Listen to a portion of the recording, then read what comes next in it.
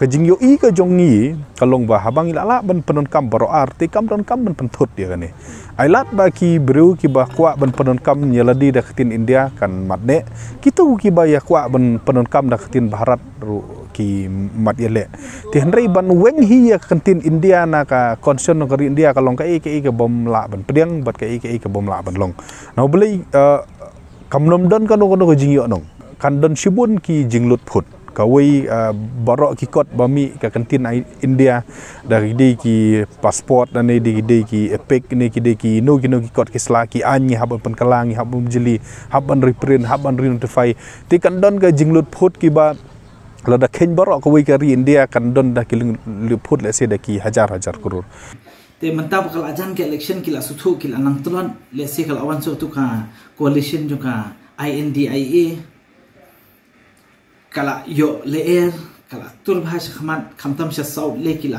kala kiu bha jing khlang ngapet ngabat ban hang ni north east ru katuru kala sedang ban kiu hi jing khlang ngathrai ngai maki tek baki biang lut ka data ki biang lut ka rukom analyze ki suthu ba ki khapen mi be hi ka ni te ban consolidate ka vote bank jong ke tikin sapen mi ya ka ni ka ban kala kerteng na po India sha ka Bharat ru de na kata hi ka da but no India as a name later kalau very historic can the from a global perspective later ki recognize bhafi namar it the word itself custom made na po ka Indus the nadu mandai ka Indus civilization and all that kala pa bhate ban om chupin kala kerteng no te detang man penhon hi certain section For renaming a nation, you need a constitutional amendment. But what Article 1 of the Constitution says that needs to be read correctly. It says that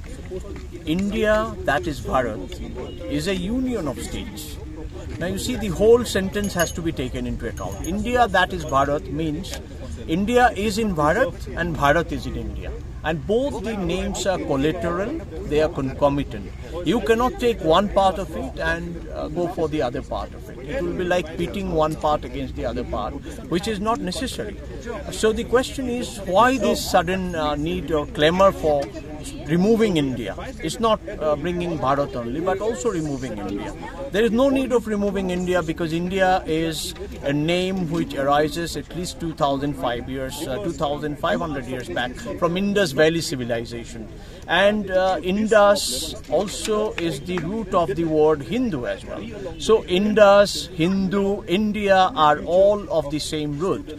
Both the names are debated and accepted in Constituent Assembly. So I don't know what's the fuss all about that India has to be removed and only Bharat has to be kept. India, that is Bharat, it cannot be even upturned into Bharat, that is India.